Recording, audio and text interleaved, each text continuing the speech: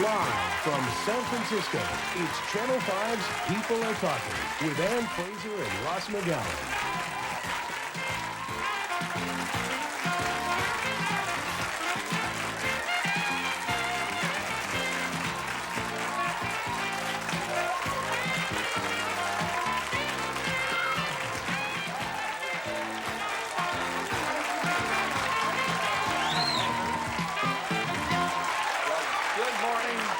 Welcome to People Are Talking. And happy Martin Luther King birthday. Today is the day we observe his birthday. We do, nationwide, and the Freedom Train, which has already left San Jose, it's on its way to San Francisco, and what you're seeing now, or almost now, are a lot of the people that were boarding the one of two Freedom Trains that will be carrying something like 4,000 people from San Jose to San Francisco today. And a lot of festivities today. And there's going to be a march from the Townsend train station to Civic Auditorium starting at 11:30 here in San Francisco, 11:30 this morning. Then this evening at 7, there will also be a rally at the San Jose Civic Auditorium honoring the late Dr. Martin Luther King. He was assassinated just 20 years ago on April 4th, 1968, and a planned effort that we're going to tell you a little bit about a little later on in the show to make sure that school children are aware of Dr. King and all the good works he has done. KPIX has put out a pamphlet, and we'll show it to you a little bit later. You know, this morning we're going to talk about the image of black men in our society. Not long ago, Newsweek did a whole cover story on it, and I want to read you just a little excerpt from that story. It says, "Black men are 6 times as likely as white men to be murder victims. They are 2.5 times as likely to be unemployed. They finish last in practically every socioeconomic measure from infant mortality to life expectancy. And some feel that black men in America seem almost an endangered species." Well, it's interesting that many people perceive black men as less intelligent, less productive, more hostile than the rest of society. And today, on the observance of Martin Luther King Jr.'s birthday, we thought it would be interesting to confront these stereotypes. We have with us this morning to share their insight 3 very interesting men. We have Huey Newton, former Black Panther. We have Ishmael Reed, who is the professor of English literature at UC Berkeley. And we have Jawanza Kunjufu, the author of Countering the Conspiracy to Destroy Black Boys. Will you give all 3 of them a nice warm welcome this morning?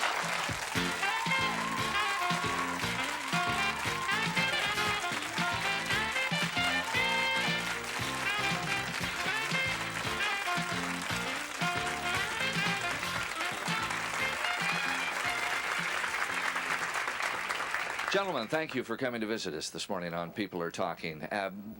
We are going to definitely get into the image of black men in America, but are the 3 of you still reeling on the comments of Jimmy the Greek last Friday?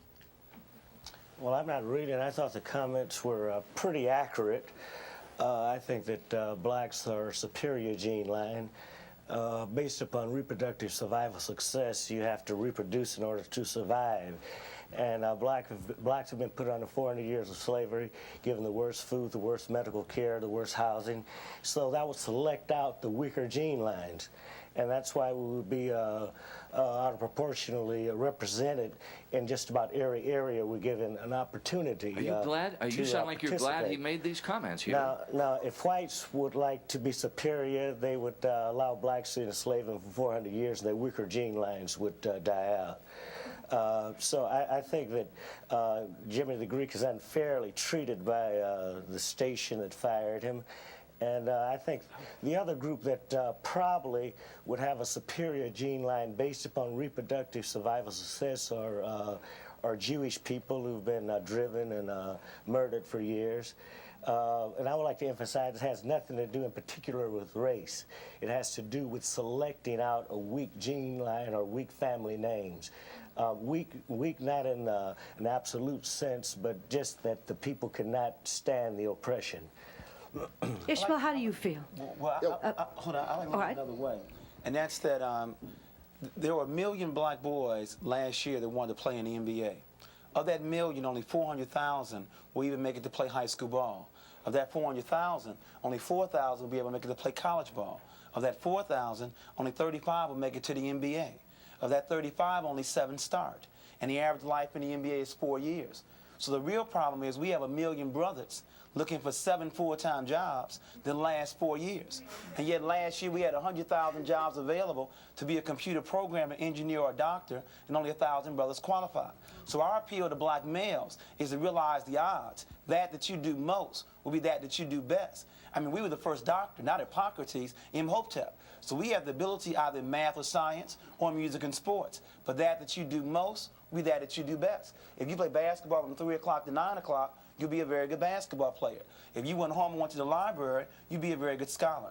We need more black male role models that will encourage our youth in math and science. Ishmael, how are you reacting to the... Yeah, I was offended by the remarks, but... you were what? Offended? I was offended by the remarks, but I hear those kind of remarks all day, every day. And I think that... so he said what you think a lot of folks are thinking anyhow, but they're not saying it. Before I came over here, I was tuned into another channel, fortunately. That's okay, Ishmael. And I think the interviewer was trying to congratulate Arthur Mitchell of the Harlem dance group. And he tried to congratulate him by saying that, well, these people are not into superfly bebop. They're into things that are more, forms that are more elegant and sophisticated. I can't think of any music form that's more sophisticated and elegant than bebop. So I took that as a slur against Afro-American music. So I think what happens is that we run the risk of singling out people like Nick the Greek and Al Campanet, is that the way you pronounce his name? Yeah, who have working class styles, and we let these elitists, people in culture and education, get away. Do you understand what I mean? So it seems to be a double standard. People who have a working class background, like those two guys, get blasted. But people in the industry I work in the university and culture, get away. They make remarks like that all the time. So in other words, it's kind of a good thing that it came out. It kind of hit people in the face, made them realize that they have this deep programming that's gone on. Yeah, but see, the programming continues. I mean, you know. I can't see why any people would be insulted by someone saying they're superior. As I read the article... Yeah, but the Reverend Jesse Jackson, Huey, has said he should have been fired by CBS. Dr. Harry Edwards... Huey, hold on. I'm talking about what Huey Newton says right now. Jimmy the Greek also said if blacks are given the opportunity in management in other areas, they will probably be superior there, too. And so I can't see where anyone would find fault with him other than the majority group who are afraid of blacks because of our superiority. You said okay. Oh, yeah, I said okay because it's true. It's easy for us to lash out at this person, but he meant that. You know, that was his programming, it wasn't? Right. He meant exactly what he said. That was very important to him. So we have to look at that and realize that this is how people are thinking. How do we change people's thinking? I don't want to change it. In other words, if you put blacks under the most vicious, the most savage oppression throughout the start of the enslaving period, what gene line would be left other than a very strong gene line?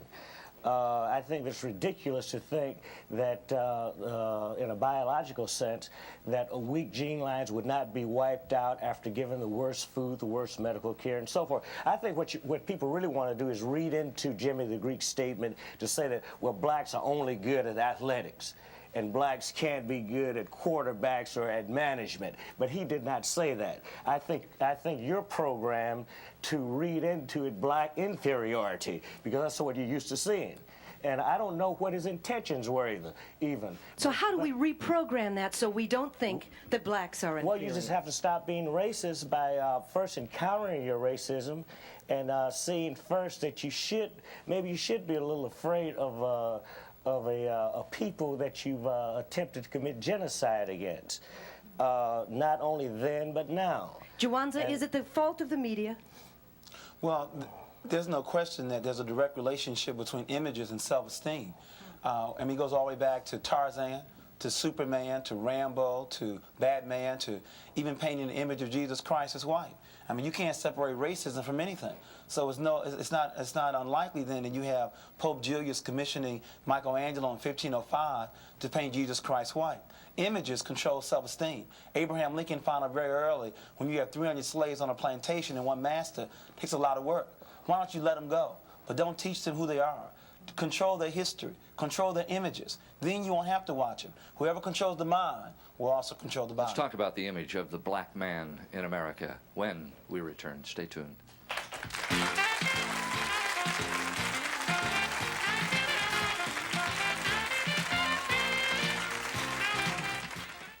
Trying to find the card here of an article I had read in Newsweek magazine by Sylvester Monroe, a reporter for Newsweek. Went back to the projects in Chicago to see where he had been reared and all. And he said, as he sees it, the image of a black man in America is like when he gets on an elevator, a woman, she grabs her purse a little tighter to herself, fear that this black man's going to steal it.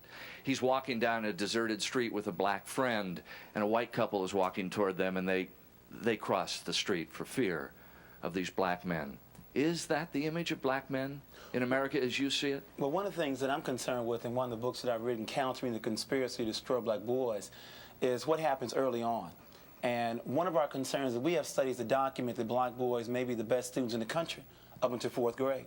So the question is, what happens to black boys in the intermediate and upper grades to begin to create the kind of image that you're talking about when they become 18 years and older? I sincerely believe that only men can make boys men. Now, don't misquote me. I did not say that a single female parent could not rear or educate her child, but she need not do that by herself. Because I understand we're on television time, it's time to make the point very clear. Where are black boys going to see black men?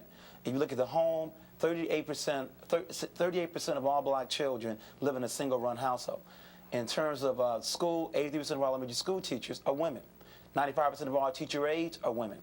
When you look at on television, you'd be hard-pressed to name 5 positive black men on television outside the news, especially if I excluded Bill Cosby.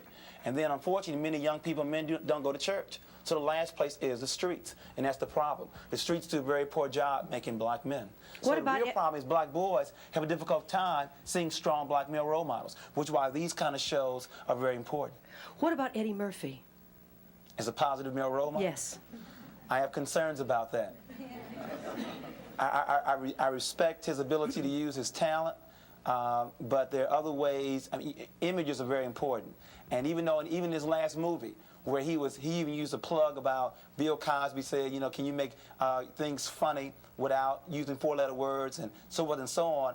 It's as if Eddie Murphy said he understood it, but he went right back to using 4-letter words throughout his entire show. So we have to clean that up. How about any of the black men in the audience this morning? Have you ever had experiences where when you take off the coat and tie, you're treated differently?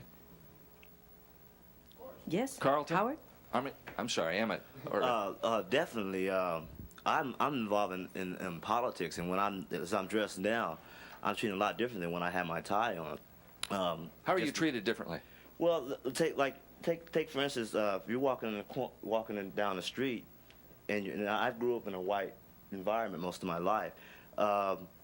If I'm by myself and I'm walking around white people, they're going to look at me strangely, as if I've done something, whether I've done it or not. But I wanted to ask a question that I want the gentleman to address, as far as the media and government, how they downgrade our leadership, and also our government, how they spend more money putting our brothers and sisters in jail, and as far as not taking care of the educational part. I think that's a root of our problem as far as black America. Education. I'd like to reinforce that America spends $2,300 on Head Start. To reinforce your point, they spend $20,000 to $38,000 on prison. So I believe we need to raise the right questions. How long do you stay in Head Start? Year? 2 years at the most? How long do you stay in prison? The rest of your life? Question number 1. Question number 2, which one works? A longitudinal study documents that Head Start works. But in terms of prison, 85% of inmates to get released go right back in. So as Jesse Jackson says, we have 2 choices, middle-class white America. You can either send me to Penn State or the state pen. Carlton. I don't expect institutions in America to project positive black male images. Black male images are created through revolution, through fighting to change the kind of oppressive conditions that have existed here and that exist. And the positive images that we all can be very proud of are movers such as Dr. Martin Luther King, and historically Nathan Private Turner, Denmark Vesey. What about the Black Panthers, Huey? The Black Panther Party, notwithstanding. Wasn't that a great boost to the black men in this country? Well, we think so.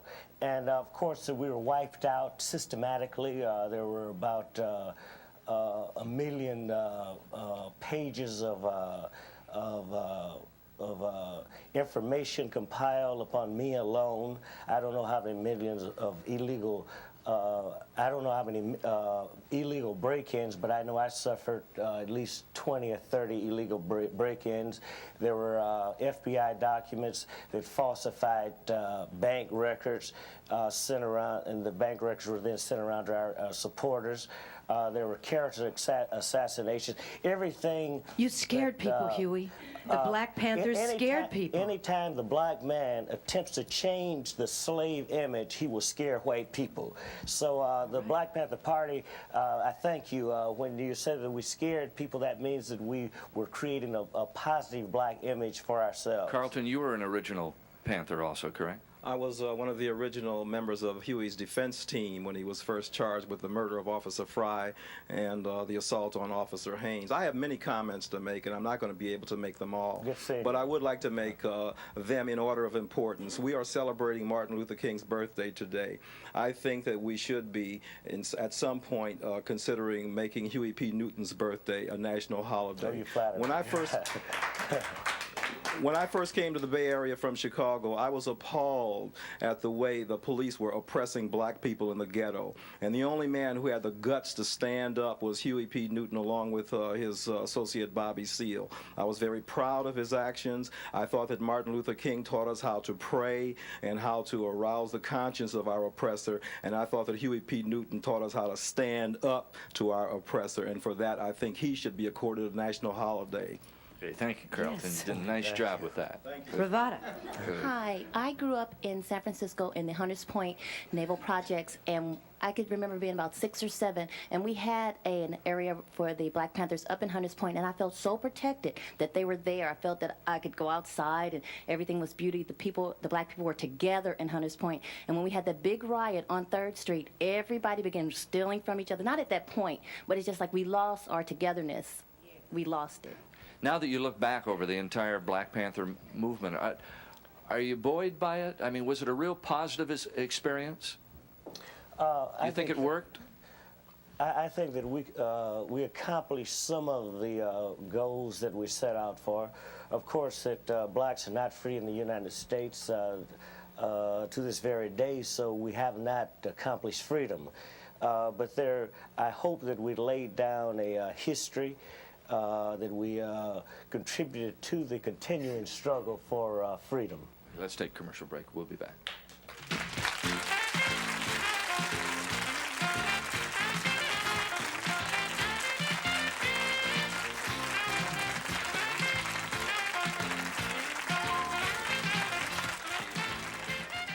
Ishmael Reed, you were unhappy with the film The Color Purple and the way it portrayed black men. Why?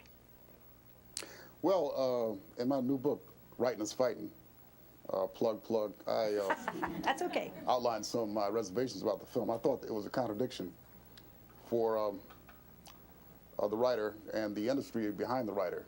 This was a collective decision. It wasn't her decision alone. They had a meeting, these feminists. I thought it was a contradiction for them to take a film about black male chauvinism to the biggest male chauvinist in Hollywood. You wouldn't take a film about Martin Luther King to Bull Connor and ask him to do it, okay? For people who say racism and sexism are the same, I couldn't imagine that happening. So this movie was taken to Steven Spielberg, who's been criticized by Asian American organizations, Irish American organizations for his depiction of Irish and Asians in some films. And I understand a new film, which my wife and daughter saw yesterday, is anti-Japanese. So they took this product to him, and the goal apparently was to make money. Do you understand? Now we have a color. So it distorted Alice's image from her book? Well, that's up to her. I mean, she was a consultant on the film. She was on the studio working on the film until the commencement of What photography. didn't you like? What were the characters? I mean, it was one story about a not very nice man. I mean, she has the right to write what she wants to, and Hollywood has the right to I mean, this is Martin Luther King Day. We're for freedom. I'm not for censorship. They have the right to do what they want to do. I'm just pointing out the contradictions in the feminist ideology. And now we have another Color Purple clone coming up where they're going to do a lot of these because they made a lot of money, made over $100 million. So, and I understand from Fortune 500 that Steven Spielberg's almost a billionaire. So, you know, we're like a natural resource. That's one thing black males are. They take our stuff and make a lot of money out of it. We should hire ourselves up like the coal industry or something. But anyway, There's a new film coming out which is going to be done by the producers of Rocky. Same thing, a feminist took a product about black male chauvinism and took it to a man who produced a misogynistic movie, Rocky. And the movie Rocky made millions of dollars exploiting the public's fear of black males. You know, you had the scene where Mr. T hit on the man's wife, and that kind of thrilled everybody when he got knocked out or beaten or was conquered by Rocky. So I think one thing about black sexism is it's big business. And that may be the reason that it'll be hard to eradicate it. So in other words, you're saying that they're making a big business on the misery of black men. Oh yeah, I mean, rather than uplifting them. Sure. What? And the ironic thing is these people are liberals. You know, the people who participated in this wasn't given us by the right wing. It was given us by liberals in Hollywood were the ones who produced this, and they're producing the next one. You have a comment.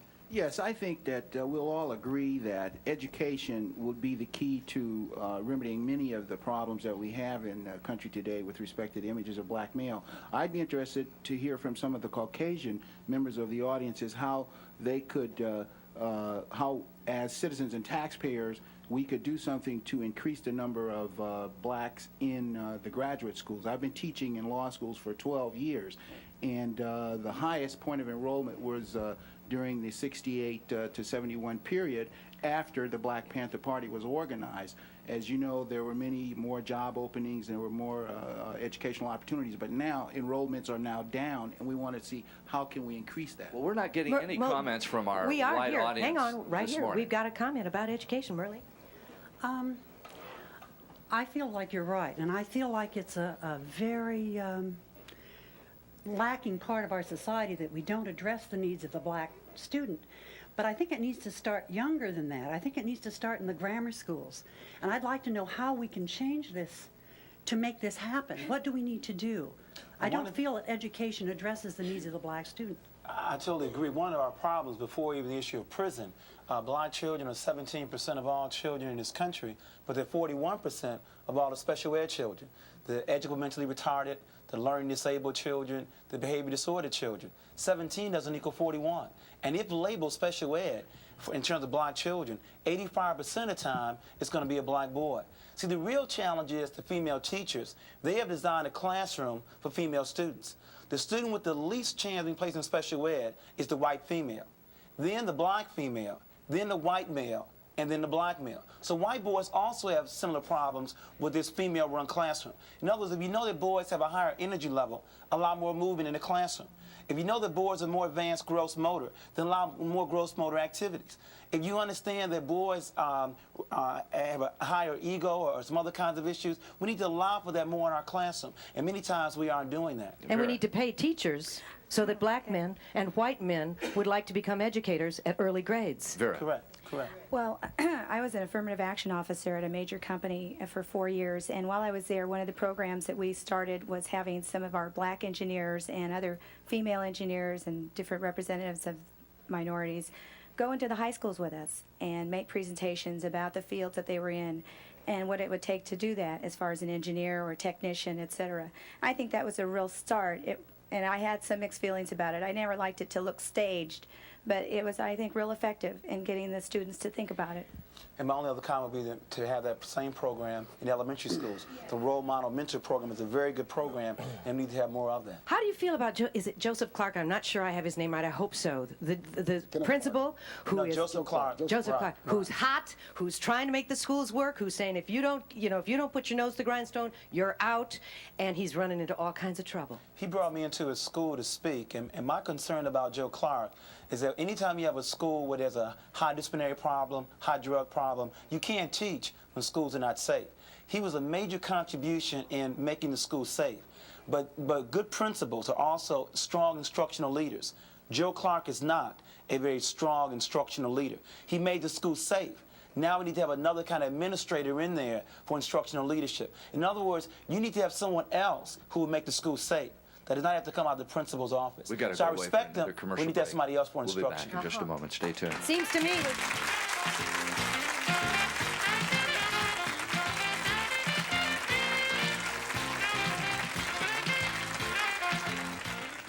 Talking about the image of black men in America, and mostly we've heard black people talking about and somewhat how they perceive themselves. And the white members of our audience, the other colors, are not saying much about image. I mean, is there a reason to fear in your minds a black man walking down the street in exercise clothes? Does anybody feel that they have to hold their purse closer, or maybe they can't leave the car unlocked? Angelo?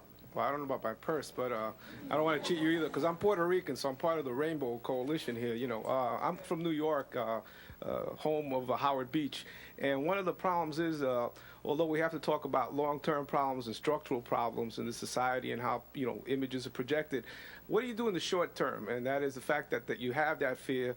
You have, you know, people that can say, you know, more blacks and Puerto Ricans and Latinos are in prison than, you know, white people are, you know, proportionately, that there's more crime in, you know, black areas. And you have this image, you know, that is based on some realities in the sense of the immediate thing that doesn't deal with the long-term thing. How do you deal in the short term with those kinds of issues? How do you address that in terms of, you know, so if you see a black man on the street and he's not in coat and tie, maybe even if he is, you have some fear?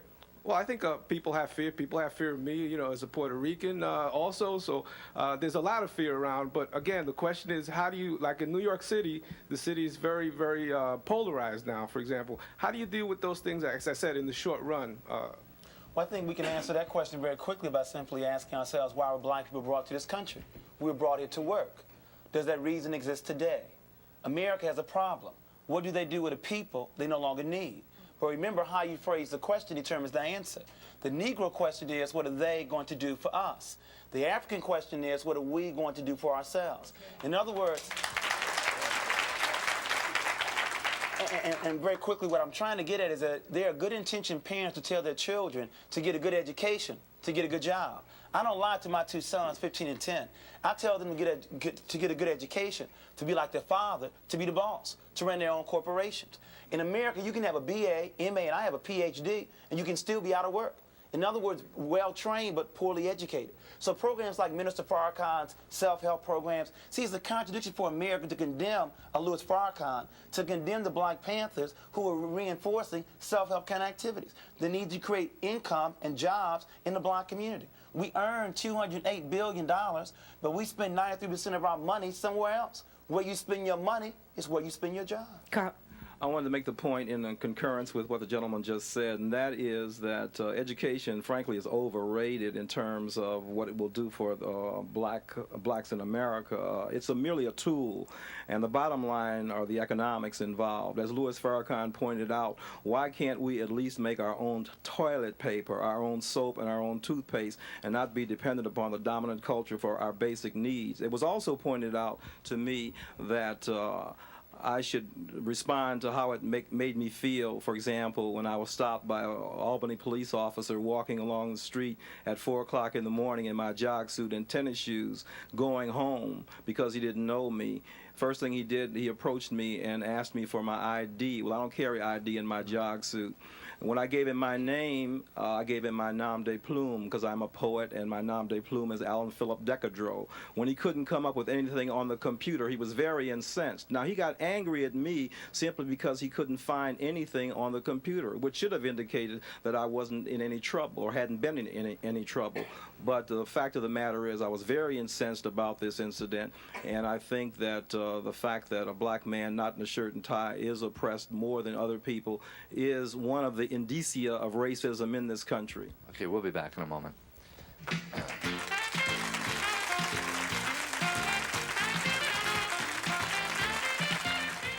Carolyn, you had a question. I just wonder why sometimes, often black men choose white women over black women. I don't understand that. Well, I think that's very easily answered by the fact that we still live in a world where we base images or beauty off Europeans. In other words, if America defines beauty as light skin, long hair, and blue eyes, haven't they told you what ugly is?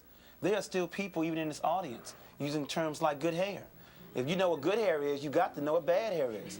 If you know what pretty eyes are, you have to know what ugly eyes are. That's dialectic. Once you know what it is, you automatically know what it's not. But you know what's amazing about racism? When I was in Florida, I found Europeans trying their best to run down to Florida to get a suntan to look like us. And then I found us running home with cream, trying to look like them. Do you know how many black women, even in this audience, cannot swim? Afraid they're going to go back? Go back to where? Where are you afraid of it going back to? Linda. I just wanted to address what was said earlier about black men walking down the street in the middle of the night. Anyone walking down the street in the middle of the night will be stopped by a police officer because that's not a common time to be out. And if someone was walking down the street in your neighborhood at 3 in the morning, wouldn't you wonder, no matter what color they were, what they were doing there? That's baloney. Exactly. Ooh, yeah, Starla. One thing I was going to address in there is that I don't think it because you were colored, and if you're saying that the officer had an attitude at all, it might have been any question that you were giving false ID. Was there any other reason? Not just because of your color, but for his own safety. They just found out that the Transit Authority in New York was singling out Hispanic and black men for arrests when they were not guilty of crimes. It's a big case in New York right now. That happens all the time. Starla. That black. Do you want me to finish? That there seems to be tension between black men and white men in this country. I once proposed that the black men and white men ought to have a conference like the women did down in Houston. Maybe they can work it out, because I know every time I go out of the house, I'm going to have some kind of hassle with somebody, you know. I'll give you a concrete example, an anecdote, okay, instead of theory. An anecdote, something that happened to me. I've been trading at this coffee place on Telegraph Avenue in Berkeley for about 15 years. People have been very courteous to me. I went in there with another black person, a black man, and I thought they were going to call a riot squad or something, you know what I mean? Because 2 black men constitute a mob, I guess. That goes back to slavery. So I think there's some hostility and conflict between black men and men of other backgrounds in this country, and I think it ought to be worked out in a peaceful manner so that we can avoid some of these conflicts. And I think, getting back to education, you mentioned Joe Clark and his methods and everything. I think something's wrong with this curricula, too. We have people who do ignorant things because they've not been acquainted through the educational system with other cultures. Now, if I were Jimmy the Greek, I would sue my high school, I would sue every university I went to for not acquainting me with Afro-American people in this country. Now, we have a case down here in Stanford where the Asian, Hispanic, and Afro-American students are just trying to get Stanford to make one ethnic course a required course, okay? Just one, not changing the curricula, not making a curriculum a multicultural curriculum so we can learn about Hispanics and other people in this country, but just one. And the resistance is coming from the professors there. And I'm reminded of the professors in Nazi Germany who knew about Schubert and Bach and Beethoven, yet they were the ones who led to the Holocaust, who encouraged the Holocaust and used to end their lectures with Heil Hitler. Starla. What I wanted to say is that I don't agree with the lady saying that because you're because you're out after 4 o'clock in the morning. I live in the Haight. People are up jogging all the time. You don't see anybody being stopped at 5 o'clock in the morning, 4 o'clock in the morning in the Haight-Ashbury, but that's because it's a predominantly white neighborhood.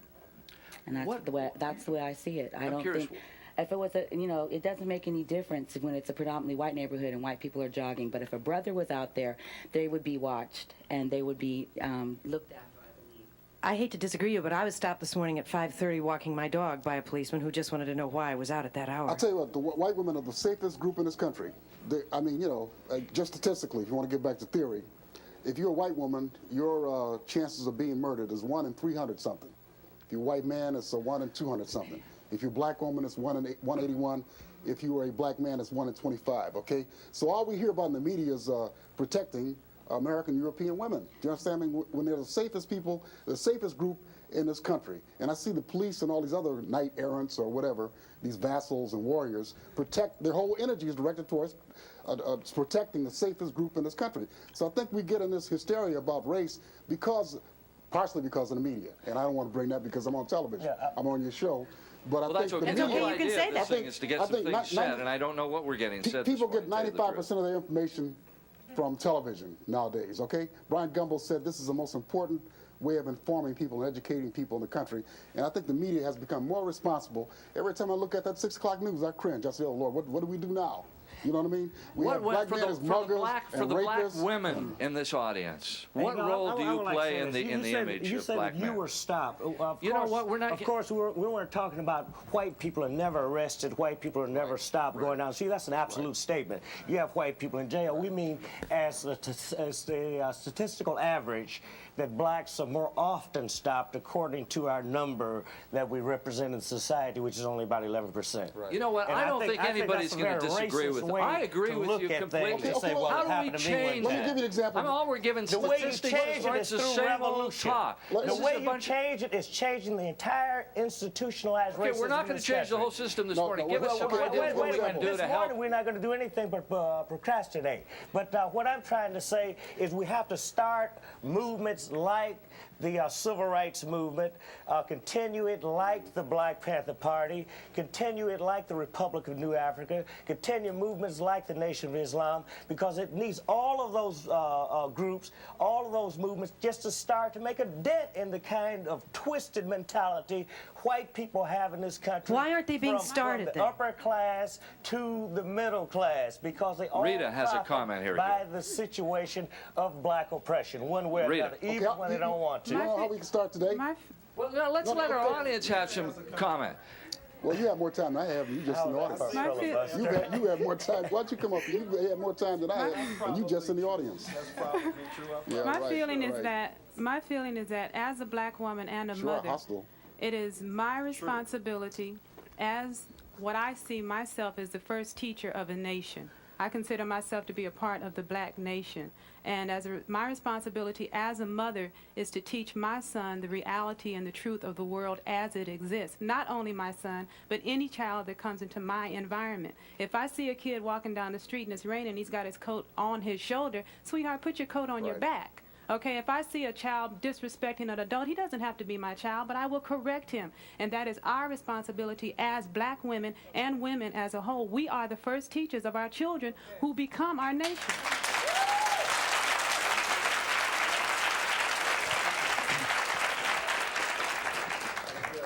Joey. There are white men in the audience, and there are black men in the audience, and we haven't heard anything from the white men. How do you guys feel about the black man? Ross, how do you feel about it?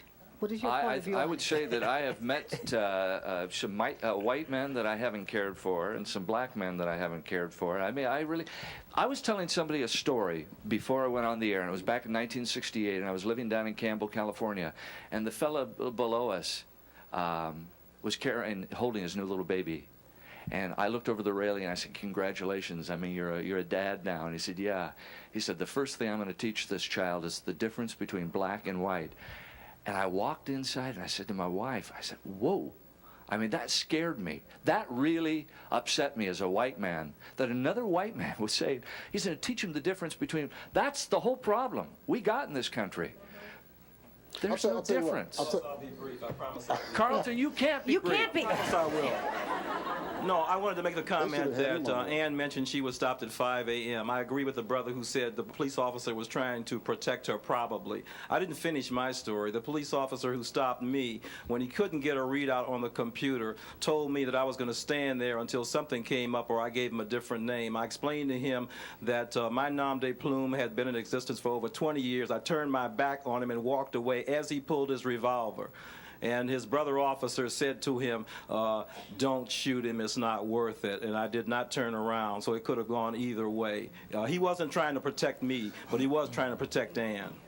I think enlightened white males like yourself should go back and try to educate some of the other guys.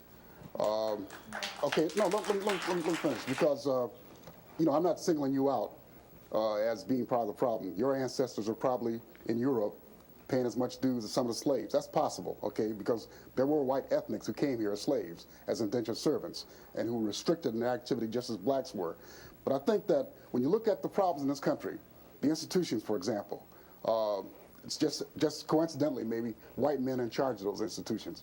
White men are less likely to give jobs to minorities and women, okay? White men are the ones who are committing incest, okay? That's one thing I objected to The Color Purple, because they had these black men doing all these kinds of things when the incidence is very low in the Afro-American community of black men committing incest. If you want to talk about rapists, you have to talk about white males again, So white men need to be educated, and white men like you ought to go back and try to educate them. Thank you, Ishmael. We'll be back after this.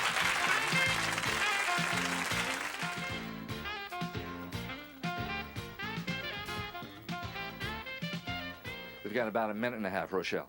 Okay, I'd like to address this question to Huey Newton and Mr. Carlson. I don't see how you can compare his ways to Dr. Martin Luther King's ways. He took his actions wrong. He didn't go about it the right way. okay? A holiday for this man, that's funny, okay? Because he's wrong about his ways. May I respond? All right, we got 45 seconds. Okay, my name is Carlton. Carlton, we know. All right. First of all, Dr. King was a very great man, and his greatness was rooted in prayer. And Huey Newton was a great man. His greatness was rooted in what Dr. King was praying for, manhood. Okay, Stacy. Well, I see some black men is it's their attitude. Like you have the Black Panthers, and you're in your group, and you feel strong. But then you're like separating yourself still. And then we're going to get a group, and then you're going to get another group, and that's what separates us. We don't have to separate ourselves when we're already separated. But let me say this about Dr. Martin Luther King. Dr. Martin Luther King was put out of the NAACP because he was too radical. And before that, Dr. W.E.B. Du Bois, who started the NAACP, was put out because he was a communist. And he later then went back to Africa and died in Ghana. I think that I respect Dr. Martin Luther King in all of the areas. The NAACP, for instance, is a legal area. The Southern Leadership Council was an action area. I think that our problem is so large until it takes more than Dr. Martin Luther King, it takes more than Malcolm X, it takes more than Huey Newton to solve this problem. So I would like to know how this young lady would contribute in her actions or in her teachings we thank to everybody solve the for being problem. with us. Ann and I shall return after this. Stay tuned.